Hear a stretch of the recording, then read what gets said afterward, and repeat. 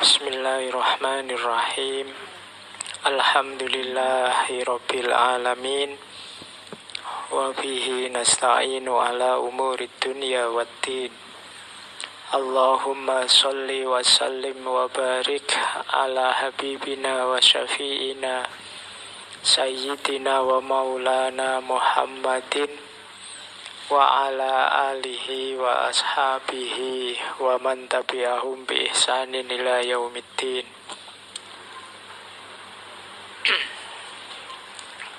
Bismillah. Mari kita lanjutkan ngaji kita.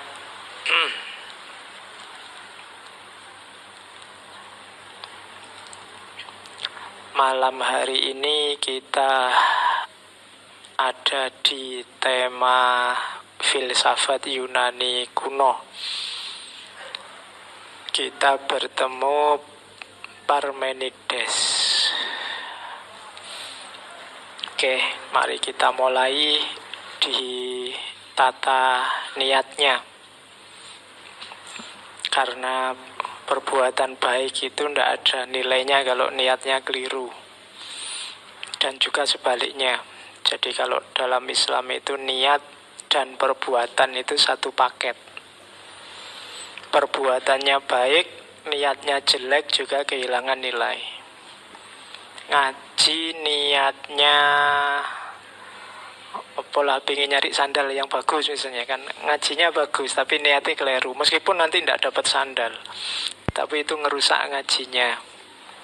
Atau sebaliknya, niatnya bagus tapi perbuatannya jelek, itu juga tidak ada nilainya. Kayak Thanos itu kan. Thanos itu menghabiskan separuh planet bumi karena dia merasa bumi itu terlalu berat. Ya, jadi separuhnya harus hilang biar ringan, biar nggak cepet-cepet kiamat. Cuma itu juga jelek.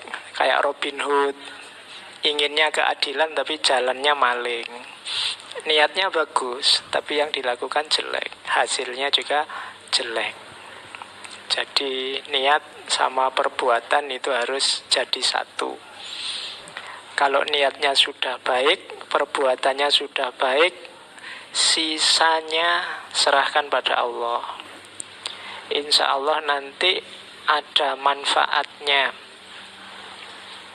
Manfaat itu hasil sesuai ukuran perbuatannya, itu manfaat. Kalau kamu belajar, maka kamu bisa lulus cepat. Itu manfaat. Bahkan nanti kalau Allah berkenan dan ridho, kamu tidak cuma dapat manfaat, tapi juga dapat barokah. Barokah itu manfaat yang jauh lebih besar daripada yang seharusnya kita dapat. Harusnya kita dapat 10, ternyata bisa dapat 20 misalnya. Itu namanya barokah. Barokah ini kalau sangat besar, saking besarnya kamu nggak menduga-duga kok bisa sampai semacam itu kalau wali namanya karomah. Kalau kita namanya ma'unah, orang biasa, pertolongan dari Allah.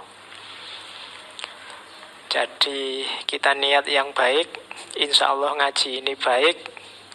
Paling tidak kita dapat manfaat. Kalau Allah ridho kita akan dapat barokah. Bahkan mungkin jangan-jangan dapat karomah kalau kamu wali. Kalau ya lu sopo ngerti.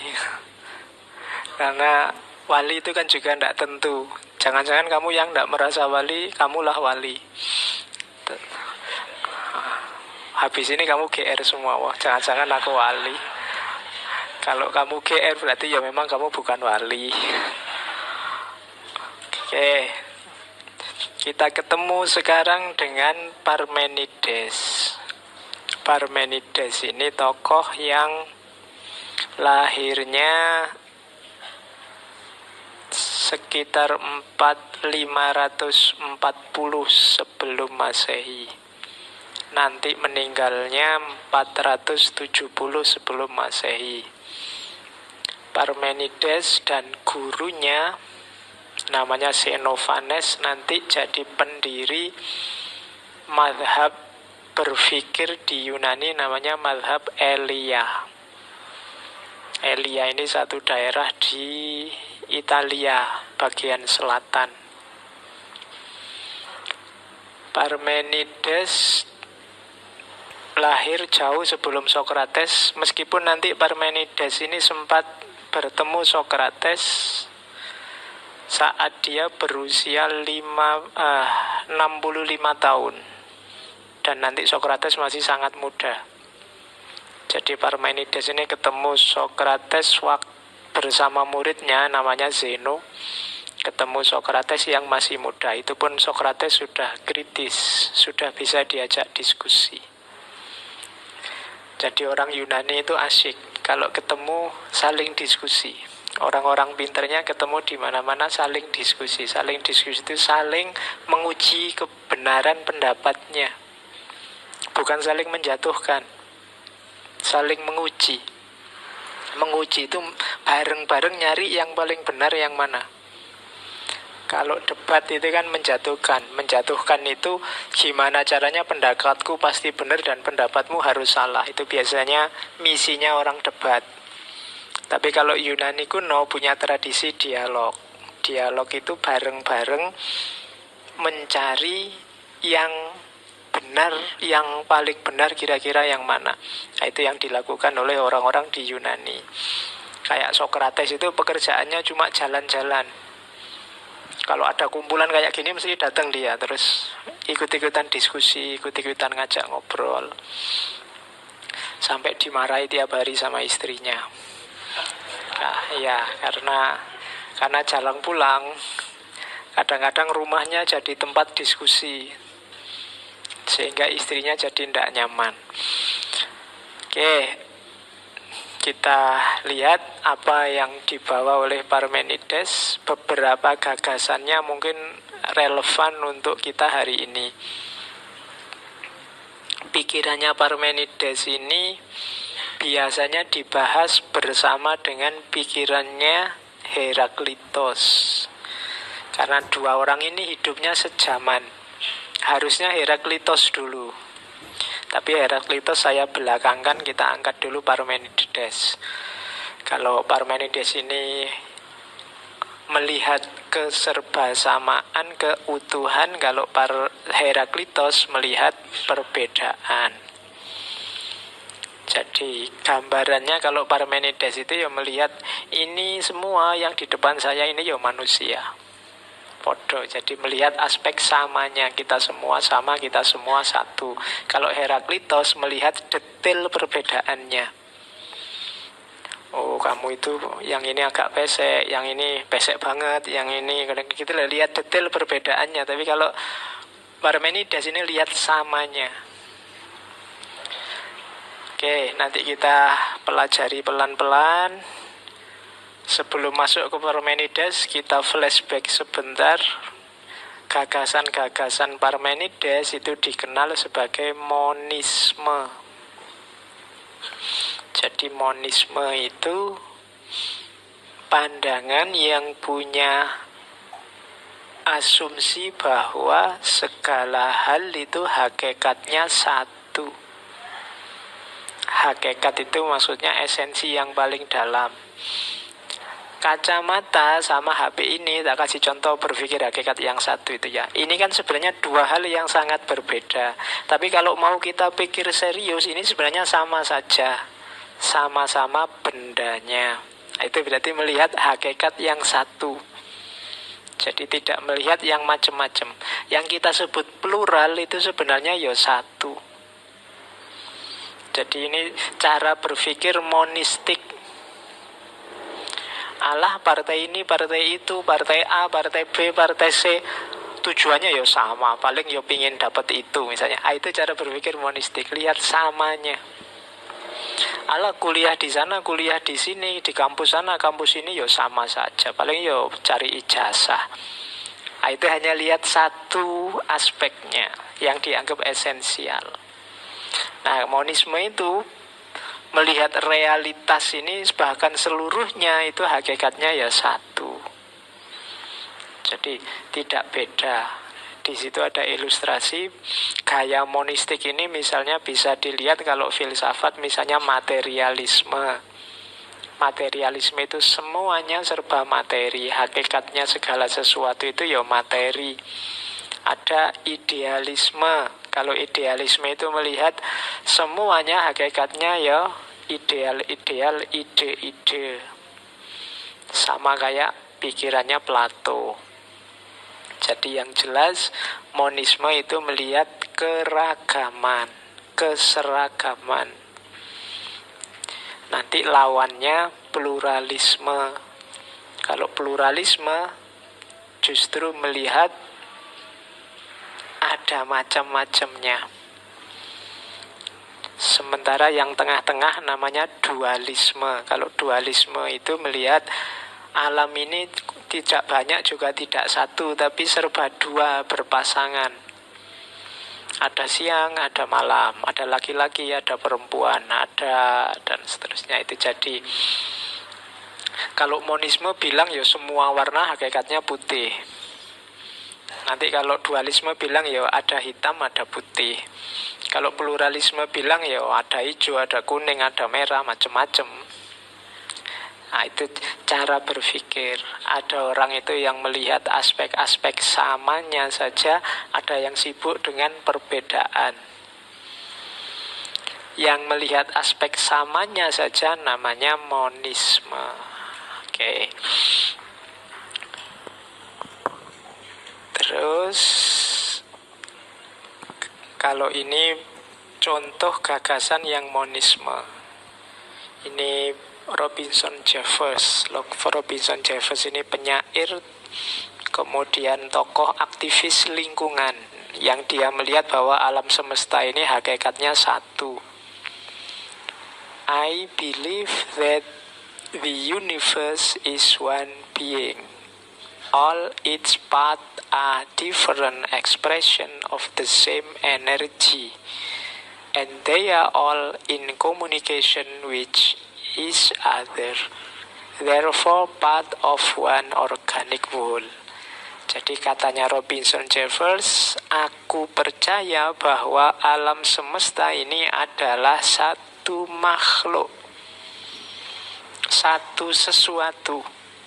Semua bagiannya hanya merupakan ekspresi yang berbeda dari energi yang sama.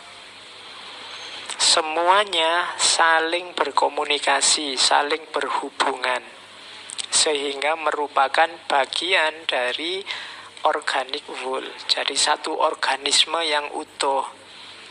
Jadi kalau pakai gagasan ini mirip kayak dulu di Sayyid Hussein Nasr atau di Hazrat Inayat Khan. Alam semesta ini sebenarnya satu medan energi yang besar, yang sebenarnya satu. Kita ini kayak organisme. Organisme itu berarti ya kayak kita ini, satu tubuh, satu badan, satu jiwa, ini organisme. Jadi organisme itu kayak satu makhluk. Jadi kita ini bukan makhluk yang macam-macam, tapi kita ini satu makhluk yang saling berkomunikasi, saling mempengaruhi. Jangan dikira kalau kamu jahat itu kejahatanmu hanya kena ke orang lain, juga kena ke dirimu, juga kena mungkin ke anak cucumu, juga kena ke lingkungan sekelilingmu, karena kita ini saling terhubung. Gelisahmu, gelisahku, rusaknya tempat kita itu jangan dikira hanya mengefek ke kita, bisa jadi nanti ke anak cucu kita, bisa jadi ke orang-orang tua sekeliling kita, bisa, karena kita semua ini terhubung. Kita ini kayak one organic whole. Jadi kalian jangan jahat. Kalau kamu jahat itu efeknya tidak cuma padamu, tapi juga pada lingkungan sekelilingmu. Jangan rusak, karena kalau kamu rusak, yang rusak tidak cuma kamu, tapi juga lingkungan sekelilingmu, bahkan duniamu. Kita ini, kalau bahasa hadisnya, kal jasadil wahid, seperti satu jasad. Jadi organic full itu kita ini seperti satu jasad. Kalau yang satu sakit, yang lain juga ikut sakit. Yang lain juga tidak mungkin aktif. Kalau perut saya sedang mules seperti sekarang, disuruh mikir filsafat itu ya agak megap-megap. Kenapa? Kita ini organik, walau nggak bisa perut urusan perut, akal jalan terus, nggak bisa. Kita ini satu kesatuan. Jadi tidak bisa hanya ini kan urusanku bukan urusanmu. Lo tidak bisa, kita ini satu kesatuan. Kalau kamu jahat efeknya tidak cuma padamu tapi juga padaku, pada kita. Bahkan tidak cuma antar manusia, dengan alam semesta juga begitu. Kalau kamu jahat kayak di Hazrat Inayat Khan kemarin kan, efeknya, gaungnya itu juga masuk ke alam. Maka mungkin kita tidak harus heran kenapa sih kok sekarang banyak bencana alam ini mudah sekali marah. Mungkin memantulkan kerusakan kita. Ya manusianya rusak, ya wadahnya jadi ikut rusak. Nah itu pandangan semacam ini namanya monisme. Makanya dulu di Yunani kuno ada semboyan ini, hand to pen. Ya, hand to pen bahasa Latin artinya all is one. Jadi bukan all for one ya, all is one. Semuanya satu. Kita ini satu. Kalau begitu semua bersaudara, Pak. Bahkan tidak bersaudara, kita ini satu. Kalau satu itu kan, kalau saudara itu kan aku di sini, kamu di situ, terus kita dekat. Tidak, kita ini hakikatnya satu. Ya kalau kita semua bersaudara kan juga tidak enak.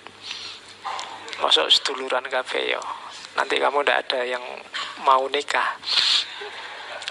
Saudara kan haram dinikahi. Oke, jadi hand to pen itu all is one. Kita semua satu. Ya ini semboyan dari tokoh namanya Cleopatra the Alchemist. The Alchemist ini ada yang bilang orang, ada yang bilang kelompok. Tapi ada yang bilang Cleopatra the Alchemist ini salah satu dari 4 orang. Alchemist itu sebenarnya terjemahannya ahli kimia. Cuma zaman dulu dikenal alchemist yang spiritual. Jadi ada 4 perempuan zaman itu yang dikenal ahli alkemis. Salah satunya Cleopatra ini. Kalau kalian pernah dengar istilah Philosopher's Stone, batu filsafat. Jadi batu filsafat ini semacam zat kimia tertentu yang dicari banyak orang zaman itu. Karena ini batu ini khasiatnya dahsyat sekali secara kimia. Dia bisa mengubah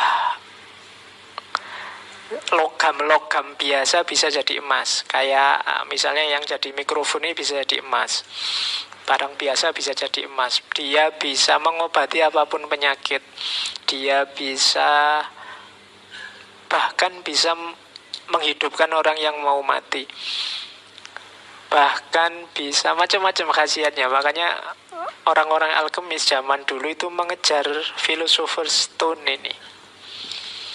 Dan coba dilacak di beberapa tradisi keagamaan kuno, termasuk Hinduisme dan Buddhisme, ada barang-barang, hal-hal tertentu yang konotasinya mirip kayak Philosopher's Stone ini. Dia, kalau kamu miliki dia, kamu bisa melakukan apa saja. Ya cuma memahaminya mungkin tidak letterlek bahwa itu adalah ada barangnya, tapi ada rahasianya. Oke, jadi itu all is one. Sama, jadi gambarnya ular yang makan ekornya sendiri. Jadi kita ini jadi satu, yang kamu, kalau kamu serakah, rakus, itu yang kamu makan sebenarnya dirimu sendiri. Nah, itu contoh gagasan monisme. Contoh lagi monisme dari Lao Tse. Kalau ini tentang Tao. Tao itu salah satu model monisme. There is a thing inherent and natural which existed before heaven and earth, motionless and fathomless. It stands alone and never changes. It pervades everywhere and never becomes exhausted. It may be regarded as the mother of the universe, I do not know its name. If I am forced to give it a name, I call it Tao. And I name it as Supreme. Oke, jadi ini tahu. Tahu itu sejenis sesuatu, meskipun sebenarnya mungkin juga bukan sesuatu, yang dia inherent, natural, eksis, ada dalam segala sesuatu, tidak berubah, tidak hilang, tidak habis. Dialah asal-usul alam semesta. Aku tidak tahu namanya, tapi kalau harus dipaksa memberi nama, akan aku sebut itu tahu. Dan aku menyebutnya Supreme. Supreme itu ya paling puncak, paling super, tidak terkalahkan. Nah, ini contoh pandangan yang monistik, monisme. Jadi gagasan-gagasannya Parmenides itu nanti mirip ini, bahwa ada satu hal yang tidak berubah, yang jadi hakikat segala sesuatu, dasarnya segala sesuatu. Jadi manusia yang paling sejati, alam semesta yang paling sejati itu hakikatnya satu. Hanya saja kita sibuk dengan ketidaksejatian. Nah, itu nanti arahnya ke situ.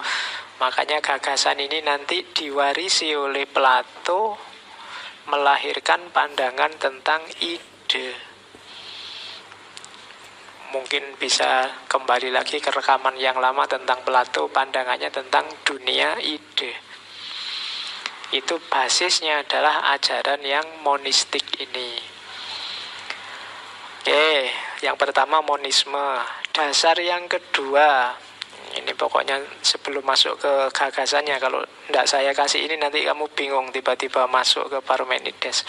Tentang being, ada.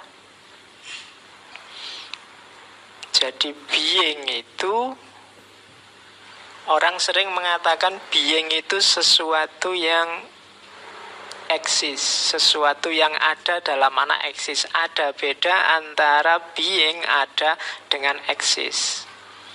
Eksis itu apa ya, gampang-gampangannya mungkin artikan saja tampil. Kayak kamu itu loh, Pak, saya di kelas itu tidak bisa eksis, Pak, misalnya. Saya punya grup band tapi tidak eksis. Saya eksis itu berarti kamu bisa tampil, ada, muncul, bisa dilihat yang lain keberadaanmu. Jadi eksis agak mirip keberadaan. Kalau being itu ada. Misalnya yang tidak ada barangnya sekalipun, ya dia ada. Misal, Pak, itu kan cuma khayalan. Iya, meskipun itu khayalan, tapi kan ada. Dia ada sebagai khayalan, meskipun tidak eksis. Misalnya, aku membayangkan seandainya ya lagi ngaji seperti ini, tiba-tiba ada yang datang bawa tumpeng besar-besar 20 ke sini, terus kita makan bareng-bareng, enggak usah ngaji aja, ngapain capek-capek makan yuk misalnya. Ini kan cuma khayalan, ya kan? Dia ndak eksis, ndak ada, tapi dia being, ada, keberadaannya sebagai khayalan, gitu loh. Semoga bisa ditangkap ya. Jadi ada bedanya. Meskipun tidak ada barangnya, dia ada sebagai khayalan. Jadi jangan dikira yang masih di pikiranmu itu sesuatu yang tidak wujud. Wujud apa? Sebagai pikiran. Maka kalau kamu membayangkan, misalnya kamu membayangkan yang saru-saru itu, jangan dikira cuma bayangan. Lo sudah ada gambarnya di kepalamu. Gitu loh. Sudah bayangan. Seandainya itu filmnya sudah seru itu. Jadi dia ada meskipun tidak eksis. Ada orang bilang, yo kalau pikiran kan nggak bisa dihukumi. Ya kalau urusan hukum mungkin enggak, tapi itu sudah